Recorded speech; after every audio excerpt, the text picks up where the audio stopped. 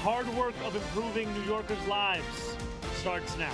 Mayor-elect Zohran Mandani wasting no time pivoting from campaigning to governing. The soon-to-be mayor of New York City introducing his transition team as he works to deliver on his bold agenda. Some of these people will have familiar names. Others will not.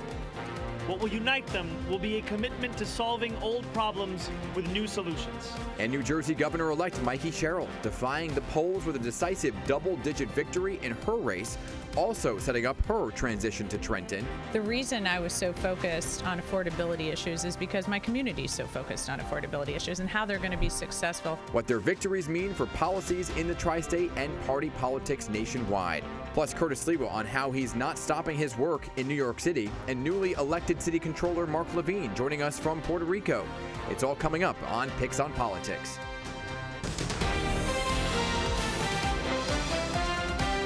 This is PIX on Politics with Dan Mannarino.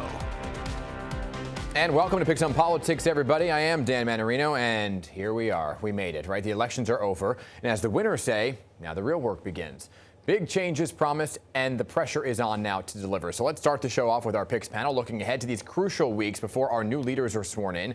Joining me this week, City Hall reporter for the New York Post, Hannah Furyk, and host of the Centered podcast, JC Polanco. Great to have both of you here. Thank you. After a very, very long campaign season. So let's begin with the big announcement of the day, right? Now, I mean, politics doesn't stop. You miss a minute, you miss a lot. And just on Friday morning, Republican Elise Stefanik officially declaring that she is now running for governor, calling the current governor, Kathy Hochul, the worst governor in America. So, JC, looking at this, big wins for the Democrats in the governor's race in Virginia and in New Jersey as well. What do you make of this then? Well, this is a very different calculus. You know, Congresswoman Stefanik sees what happens in the last gubernatorial race, saw how close Congressman Zeldin came, and sees that the governor's endorsement of Assemblyman Mamdani for mayor put her in a position where she's going to have to explain outside of New York City in those ruby red parts of the state why she supported a socialist for mayor, considering that so many parts of the state are so heavily taxed. And some of these proposals he's making are going to cost New Yorkers a lot of money, and not to mention some of the positions that he's taken on the police, on Israel, and some of the many things that I've warned Democrats, especially centrist Democrats, of not endorsing Mayor-elect Mamdani, because the campaign of Assemblyman Mamdani and the things that Assemblyman Mamdani has said on the record will be the albatross around the necks of Democrats nationally. Congresswoman Stefanik smells blood in the water, and she's coming after Governor Hochul. Governor Hochul, to her side, has an advantage in that it's a Democratic state, and Congresswoman Stefanik is very MAGA. And the last time we had a Republican MAGA-like win statewide, I don't remember. Right, exactly. So that's the issue for Congresswoman Stefanik. And it's also a very interesting race, Hannah, right? Because we're assuming that this is going to be a head-to-head matchup between Elise Stefanik and Kathy Hochul, but there will be a primary between Kathy Hochul and her current lieutenant governor, Antonio Delgado. So that throws an interesting wrench into the mix here. How do you see that playing out? And how did we get to that point? Yeah, I mean, it's a super contentious relationship between her and her lieutenant governor. You know, they don't make many public appearances together anymore. And I think it's signaling more of that, you know, divisiveness within the Democratic Party as we move forward into this primary. And, you know, like you were saying, there is a lot of Democrats that are looking for, you know, someone to be a little bit more progressive. Kathy Hochul, but there is that hunger for the centrist Democrats as well. And Stefanik, you know, she has a very strong message, and she is going to appeal to pretty much every Republican voter in the state, especially after we've seen this blue wave kind of sweeping the nation. It's interesting, too, because JC, there may be a challenge. Ed Cox, the Republican chair, this morning said there will not be a challenge against Elise Stefanik. But Bruce Blakeman is out there saying, well, I do want to run for governor. We'll see how all of that plays out, too. But there is this Mamdani factor kind of looming over it all. So that is, how do you see this? Kathy Hochul took the stage at Somos in Puerto Rico with Mamdani just on Thursday night. And once again, she hits the stage and people are saying, tax the rich, tax the rich. And she goes, the more you tell me to do this, the less I'm likely to do it. Right. Look, because she recognizes she cannot win statewide being tied to Mayor-elect Mamdani's positions on any social issue, on any financial issue. She can. So the tax the rich wing of the Democratic Party is by far the loudest. They're the most active on X. They'll probably beat me up right now after watching this. But the truth is that New York is a lot bigger than Brooklyn and the USSR of Western Queens. Yeah. When you get outside of New York City is a very moderate centrist state. And when you see the kind of taxes that they're paying in Nassau, Suffolk, Westchester, Ulster, Dutchess. The last thing they want to hear is anybody raising their taxes so that some wealthy parents could get their child care paid for by the taxpayer. That's not going to sell well. That is why so many, including Congressman Suozzi and Congresswoman Gillen, for the life of them cannot understand how a centrist Democrat like Governor Hochul could endorse a socialist candidate for mayor. She could have sat this one out like Senator Schumer, like Senator Gillibrand, and not have to have dealt with it. But what was the option? She was going to get primaried from the left. Yep. I'm sure that if she didn't do something, the Democratic Socialists of America were going to declare civil war on her. Well, and also Delgado was supporting Mamdani as well, right? But let's talk about the actual Mamdani administration now that we are here on this Friday, right? The mayor-elect announcing his transition team, Hannah, with some familiar names. Maria Torres-Springer, the first deputy mayor under the Adams administration, right? And other familiar names on the transition team that have served in government before. So it's not necessarily this complete overhaul that people suspected. Yeah, and you know, there are some familiar names. I think one of the major ones is Lena Khan, the former commissioner of the FTC, served under Biden. You know, I think he is trying to bring in some of these establishment Dems, some of these people that have been around to prove that he's not just this new kid on the block. He's going to take, you know, advice and guidance from people who have that experience. But you know, it has also signaled that a lot of these people do lean a little bit more progressive. So that's something interesting, I think, and it actually kind of mirrors the Adams administration when he first came into transition. You know, he also had a female diverse transition team. So that's kind of an interesting comparison as well. Yeah, but people are looking at this, right, and saying he's bringing people in who have experience. Is it to make up for the fact that he didn't have the experience? What was your take on that? When you see some of these names who have been around for years. These are all-stars he surrounded himself with. These are, I don't agree with them politically on nada, but no one could argue that these folks are experienced, that they know what they're doing, and he's surrounding himself with some good people. So that is exciting, considering that he really has very little to no managerial experience. He needs these kinds of all-stars around him. What's going to be important is who is he appointing to commissioners, judges, deputy mayors? Who are those people? Who's going to be the next commissioner of the NYPD? That brings me to the reporting from the New York Post, right? There's this ongoing conversation between Mamdani and Jessica Tisch. He says he wants to keep her. Have they had a conversation? You guys have done some reporting on this week on whether or not she even wants to stay on. Yeah, it's interesting because Mamdani has repeatedly said, you know, even when he's asked, you know, I keep saying that I want her to join, but Tisch has stayed largely out of it. You know, she said it would be inappropriate for her to get involved before the race was called. Now it's over. And now it's over, and she's still, you know, not really saying anything, you know, not really giving any hints. So it'll be interesting to see if she comes around. And he just last night said that they hadn't yet spoken, but he has asked to speak to her. So we'll see, you know, what comes of this, but we're not really getting a ton of new information on either side other than he wants to talk to her. She has not yet agreed to talk to him, so we'll see what happens. And there's also this new information that came out that she was tipped off to the ICE raids in Chinatown and how whether or not he will like that was actually a thing that played out. Yes. I do want to get your take, JC, real quick on what happened in New Jersey and Mikey Sherrill winning and what that says now about the Democratic Party because you have a centrist in New Jersey and a Democratic Socialist in New York City. Well, it's great news for centrist Democrats, and it's going to, the only way that Democrats get success nationally is by more Mikey Sherrills and less Mayor-elect Mamdanis.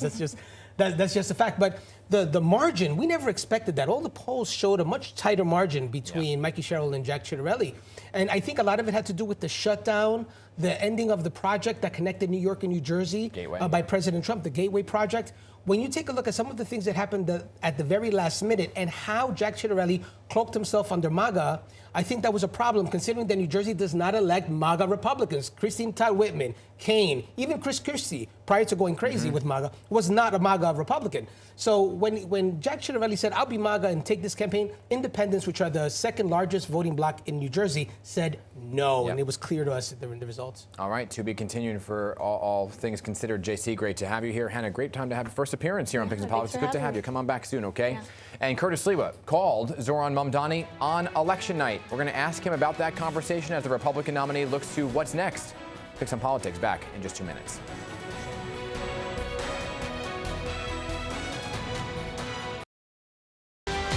You're watching PIX on Politics with Dan Mannarino.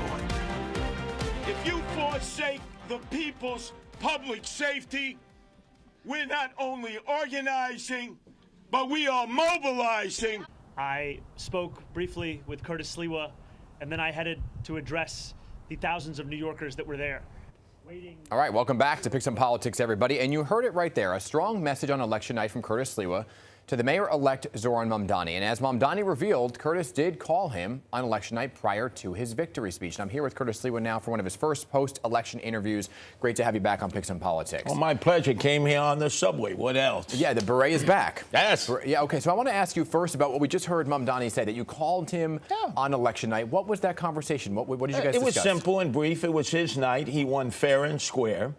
And this is what you're supposed to do. You're supposed to call and congratulate your opponent and wish him the best, because obviously if he does well, the city does well. You don't wish him any malice or harm. But this is what you do. It's like at the end of a game. How many times did I lose games? I had to shake their hand. Or the guy who broke my shoulder in football. It's what you do. You know, Curtis, you went through a lot in this campaign. You said you were bribed to get out of the race. You were told to step aside, let Andrew Cuomo win. You were labeled a spoiler. Looking at the results, Mandani hits the 50%. You were in the 7% range. What do you say to the folks who said he should have dropped out, because what if he did? Would Cuomo have won? Are you good at math? Even if every person who voted for me had voted for Andrew Cuomo, the Prince of Darkness would still have lost. How stupid to come to that conclusion. Everything was based on entitlement. Andrew Cuomo thought he was entitled to be the mayor. He never went out there, pressed the flesh. He never dived into crowds. He thought he was entitled in the primary and the general. And Zohran Mandani and the Zohranistas beat him fair and square. They now run the Democratic Party. I'm disappointed in Zohran that immediately, wheels up. He's off to Somos in Puerto Rico, that everybody knows is like Sodom and Gomorrah. They're whining, dining, pocket lining. The lobbyists are there. And everybody who's with Adams and Cuomo, they're all over there schnoring up Zohran. Oh, I could do this for you, Zohran. I thought for sure Zohran would say, something, I'm not going there. But most previous mayors have gone. Yeah, but Dan, why do they do it over there and not here? So they can stay out of sight, out of mind. Hey, Zohran, bad move. Bad first move. With the final results now in, did you think you would have done better? Oh, there's no doubt. Look, I had the masters of the universe against me. I had the most powerful man, Donald Trump, telling everybody, don't vote for Sliwa, vote for Cuomo. And then the trillionaire now, Elon Musk, the richest man in the world, don't vote for Sliwa, vote for Cuomo. So they all came out. They all went against me. But you know something? This is like Les Miserables. To the barricades. So how do you feel the Republican Party treated you, not only in the end, but throughout? I got to tell you, the Republican Party, they don't want to win elections in New York City, citywide elections. They don't think they can win. They are the Rodney Dangerfield. They just have low self-respect, and they sold out their principles for the man who was for no cash bail, who released cop killers. I could go through a whole laundry list. A guy who told Republicans, if you're conservative and Republican, if you're pro-life, if you're pro-Second Amendment, I want you to leave New York State. How quickly they forgot that. What did you get? You got Zohran Mandani anyway, and you lost your principles. So in your speech, you were very passionate and you were very emotional, and you vowed to hold Mr. Mandani accountable, right? Now, you said numerous times when Eric Adams won the election, before he took office, you said you're in for a ride, New York, he was corrupt, and then you many times afterwards said, I told you so. Yeah. What do you say to New Yorkers now about Mandani? I say now you must suffer. You bought the fantasy. Reality is going to hit strong. On the night of his acceptance speech, wow, did we see a pivot and shift. The affable, Sade type, smooth operator was not on that stage. He was a warrior. He was throwing lightning bolts at Trump. He's ready to bump chests. He's ready to go to war, because that's his fallback position.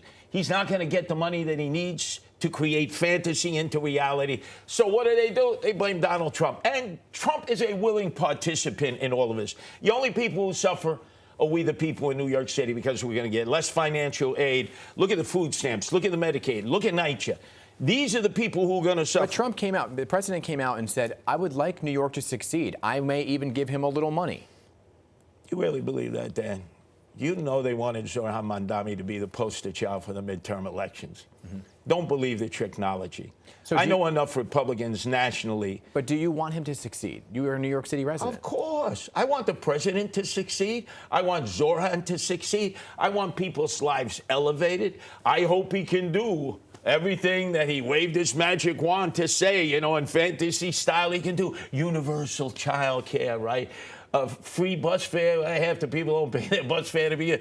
All of that would be great, but we know we can't do it. Yeah. And reality is going to hit quick. And watch how all of a sudden this love affair is going to change. And I will be there as the loyal opposition. I'm not going to be like the Prince of Darkness, Cuomo, and slink back under his rock with his billionaire friends in the Do you want to roll? Hamptons. Do you want to roll in the Mandani administration? Hell no. I'm the loyal opposition. So with that being said, looking forward to a race for governor right now. Elise Stefanik just declaring that she is going to run as the Republican. You support her? Absolutely. She was the first person to call me. She said, look, I followed your campaign. It was a great campaign. You know, I look forward to your support when I'm running for governor, because she knows you have to follow the Pataki approach. You got to build coalitions in New York City. The weight of the vote is now more than ever in New York City because so many people in upstate have either died or fled. So she knows she's got to get at least 32, 35% in New York City to win. And I'm going to stand with her side by side, even with some of my fair-weather Republican friends, because I will forgive and forget to help Elise Stefanik become the next governor. All right, Curtis Sliwa, I appreciate you always coming back. You came along every time we asked you to, so I appreciate you being here once again. And remember, you'll have me to kick around, because I ain't going nowhere. Are you running again? Well, let's see. Let's see. But you'll have me to kick around. Unlike Nixon, who said, you won't have me to kick around anymore. Every day, people can kick me around because I'm not going anywhere. I'm going to improve, not move. I'm going to fight for what I know is right. Wasn't a no, so we may see you next election Who cycle. knows? Okay.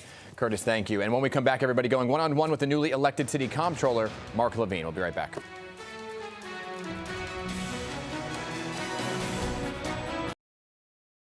And welcome back, everybody. Right now, just about every New York politician is in Puerto Rico for the annual Somos conference. It's a chance for the elected officials to talk in a more relaxed setting about the agenda for the upcoming year.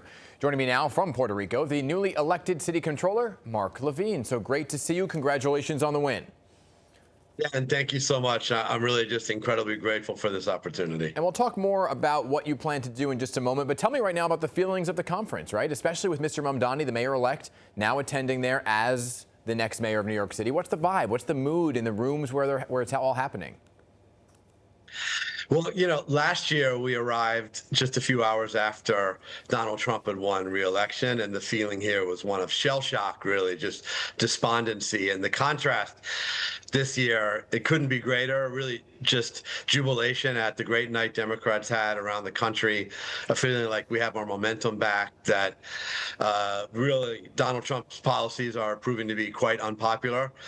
And also, a lot of excitement about the new mayor, who has made history as the first Muslim and first South Asian elected to mayor. I think people are really thrilled about that. This also was a very divisive election, and there certainly are still wounds that need to heal, and we feel some of that here too. But on the whole, definitely a positive mood in San Juan. Yeah, you know, Mr. Levine, the city's finances have never been more important to talk about, especially now in your new role. The mayor-elect has big, bold plans, many would argue expensive ideas for the city. So as comptroller, what role do you play in helping carry out the agenda, if at all? A big role, Dan. This is the second most important job in city government, with huge powers of oversight. And the job of the comptroller, in my opinion, is to be totally independent.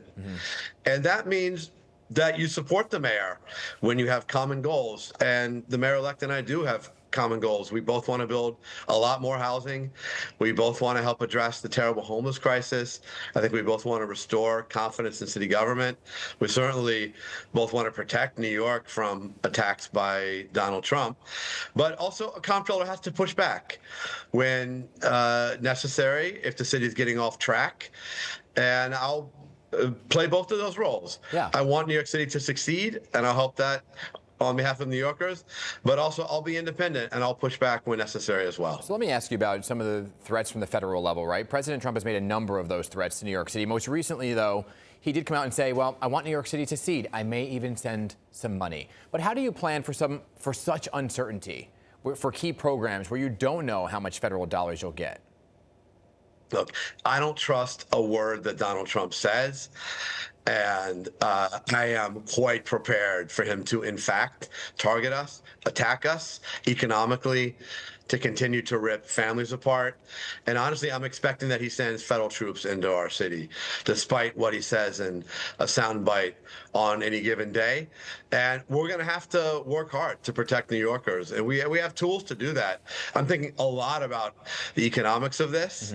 And I want to point out, Dan, that New York City sends billions more to Washington in tax revenue than we get back from Washington in federal grants. It's already quite unfair. Could you withhold the fact that he would then make further cuts is just outrageous. Could you ever withhold that money from sending it to Washington? Potentially, yes. And that would be a state matter. And there is legislation. I believe Assemblymember Michael Asher has a bill that would give us the option to do that. But even absent of that, we can litigate the fact that we're entitled to these federal grants. The way federal grants work is there's criteria. And if you meet the criteria, you receive the money. And Donald Trump using this as kind of a personal slush fund for his vengeance agenda is not legal. And in fact, our wonderful Attorney General, Tish James, has taken him to court again and again on that count and consistently winning, most recently winning a big case on food stamps. So we're going to have to fight this in the courts, politically, in the financial arena, and everywhere. And I'm all in on this fight. Briefly, because I'm almost out of time, have you had a conversation with the mayor-elect? Yes, we had a nice call on Wednesday morning. We both shared how tired we were, but also talked about some of our common goals that I mentioned before, from housing to homelessness and more. And I'm looking forward to partnering with him on those fronts, not to minimize the fact that we have some differences, some serious differences in some cases. What's one of them? But at the end of the day, I want New York City to succeed, and I'm all in on making that happen. We're out of time. Otherwise, I'd ask you more questions. But Mr. Levine, this is just one of many conversations. I know you're very busy down there, and I appreciate you making the time. Thanks, Dan. Great to see you. Good all to the see best. you. Well, in studio next time, okay, when you're back. I promise. I'll be there. All right. At PIX on Politics, we'll be right back. All right, everybody. Thanks for watching. See you next time.